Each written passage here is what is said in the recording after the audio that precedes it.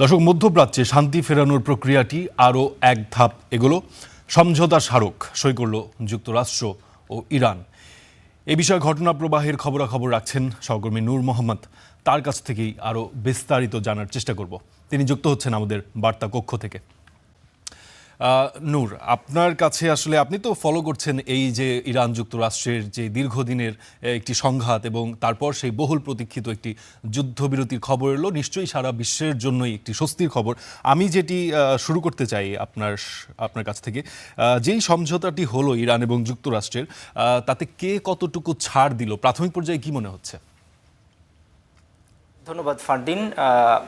যে বিষয়টি আপনি বলছিলেন যে একটি যুগান্তকারী সমঝোতা স্মারক সই হলো, সেটি আসলে নিঃসন্দেহে এই গোটা বিশ্বের জন্যই একটি মাইলফলক হয়ে থাকবে। যদিও সামনে আরও দীর্ঘ পথ রয়েছে, তবে সেই দীর্ঘ পথের যে প্রথম যে সূচনাটি সেটি মূলত হয়েছে ফ্রান্সে। সেখানে G7-এর যে সম্মেলন চলছিল, সেখানেই মূলত ইলেকট্রনিক পদ্ধতিতে মার্কিন প্রেসিডেন্ট ডোনাল্ড ট্রাম্প এবং ইরানের প্রেসিডেন্ট মাসুদ পেজিশকিয়ান তিনি সই করেছেন।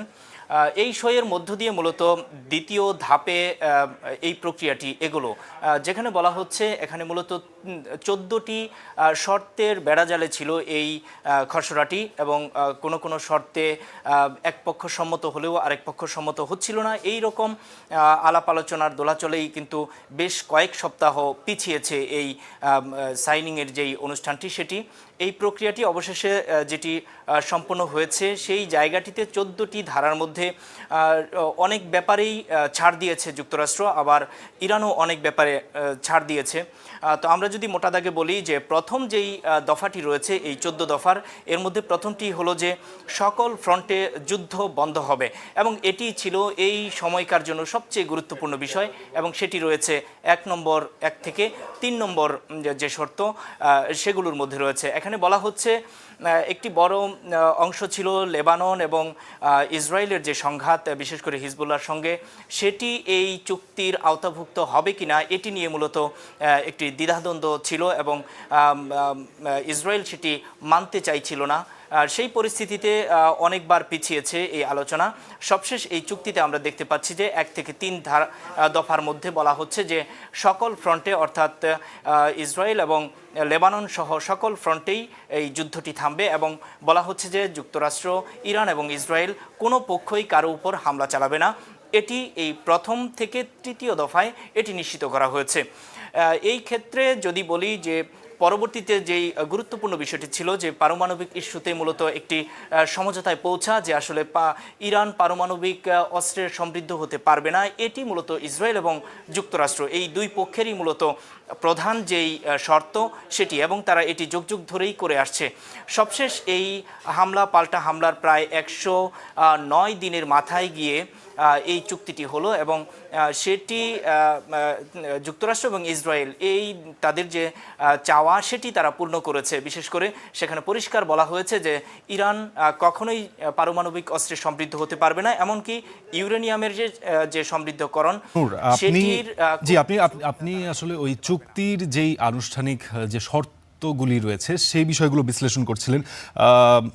সেই শর্তগুলো পালন হলে নিশ্চয়ই সবার জন্যই ভালো, কিন্তু আমি একটি বিষয় আপনার দৃষ্টি আকর্ষণ করতে যাই, যেটি এবার তো আনুষ্ঠানিক যুদ্ধবিরতিটি হলো, এর আগেও কিন্তু পর্দার আড়ালে কিছুদিন আগেই আমরা দেখতে পেয়েছি এক ধরনের সমঝোতার কথা বলা হচ্ছিল, সেটিও কিন্তু ভায়োলেট করেছে যুক্তরাষ্ট্র বা ইসরায়েল, দুপক্ষই করেছে। এর আগে আমরা গাজায়ও দেখতে পেয়েছি ইসরায়েল কিন্তু এক ধরনের যুদ্ধবিরতির কথা, যেটি যুক্তরাষ্ট্রের মধ্যস্থতাতেই হয়েছিল, সেই যুদ্ধবিরতিতেও কিন্তু তারা মানেনি, তারা কিন্তু গাজায় এর পরেও আসলে হামলা চালিয়ে গেছে। এইবার আসলে ইরান কতটুকু এই যুদ্ধবিরতিতে বিশ্বাস রাখতে পারবে বলে মনে করছেন? দেখুন, বিশ্বাস তো এটি এমন পর্যায়ে রয়েছে যে এটি পুরোপুরি বিশ্বাস করতেও পারছে না ইরান এবং ইরানের জনগণ, আবার বিশ্বাস না করেও আসলে উপায় নেই, কারণ এই যুদ্ধটি যতটা প্রলম্বিত হবে ততই বিশ্বের জন্য আসলে হুমকি এবং বড় ধরনের বিপর্যয় ডেকে আনবে। এরই মধ্যে আপনি জানেন যে জ্বালানি তেলের দাম বেড়েছে, অন্যান্য সামগ্রিক সংকট তৈরি হয়েছে, বিশেষ করে মধ্যপ্রাচ্যের শুধুমাত্র যুক্তরাষ্ট্র, ইসরায়েল এবং ইরানের মধ্যেই এই যুদ্ধটি সীমাবদ্ধ ছিল না, এটি ছড়িয়েছে মধ্যপ্রাচ্যের অন্যান্য অন্যান্য দেশগুলোতেও। এ কারণে এই যুদ্ধটি বন্ধ হওয়া ছাড়া আসলে কোনো দ্বিতীয় কোনো অপশনও কিন্তু নেই, যে কারণে ইরানিরা এটিতে ইসরায়েলের উপর আস্থা মোটেও রাখতে পারছে না, যুক্তরাষ্ট্রের উপরও আস্থা রাখতে পারছে না। যেমনটি আমি যদি গত বছরের জুনের 12 দিনের যুদ্ধে যদি আপনাকে নিয়ে যাই, সেই যুদ্ধের যে পরিস্থিতিটি, যুক্তরাষ্ট্র একটা পর্যায়ে গিয়ে কিন্তু নিজেই হামলা চালিয়ে বসেছিল এই পারমাণবিক কেন্দ্রগুলোর উপর। তখন তারা 3টি পারমাণবিক কেন্দ্র ধ্বংসের দাবি করেছিল।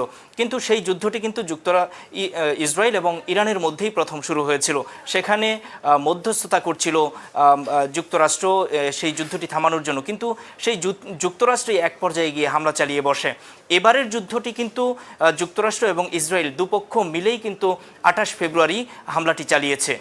সে কারণে যুক্তরাষ্ট্রের উপর ইরানিদের বা ইরানের কর্মকর্তাদের, ইরানের শীর্ষ নেতৃত্বের কিন্তু কোনো আস্থা নেই। কিন্তু আস্থা না থাকলেও এই যুদ্ধটি বন্ধ হওয়া জরুরি এবং ইরানের জনগণের একটি অংশ চাইছে যে যুদ্ধ বন্ধ হোক। আবার আপনি জানেন যে সম্প্রতি যখন গত 15 তারিখে যখন এই সমঝোতাটি তারা সম্মত হয়, চুক্তি করবে, সই করবে, সেই সময়ে কিন্তু এর পরের দিন রাতেই কিন্তু আপনার তেহরানে কিন্তু বিক্ষোভ হয়েছে। বিশেষ করে তারা বলছে যে তাদের নেতার যেই রক্ত, সেটির বদলা তারা নেবে। যাদের হাতে ইরানের সর্বোচ্চ নেতার রক্ত রয়েছে তাদের সঙ্গে তারা চুক্তি করতে চায় না, এমনটা কিন্তু ইরানের জনগণ একটি অংশ বলছে। তবে এটি নিয়ে আস্থার সংকট রয়েই গেছে। তারপরেও ইরানের পক্ষ থেকে শীর্ষ কর্মকর্তারা বলেছেন যে যদি কোনো ধরনের এই আস্থা ভঙ্গ করা হয় তাহলে অবশ্যই তারা জবাব দেবে। জি নূর, আপনাকে ধন্যবাদ। আপনি বেশ কিছু গুরুত্বপূর্ণ বিষয় আলোকপাত করেছেন, আমার মনে হয় দর্শকরাও উপকৃত হবে। আপনাকে ধন্যবাদ আমাদের সঙ্গে যুক্ত হওয়ার জন্য।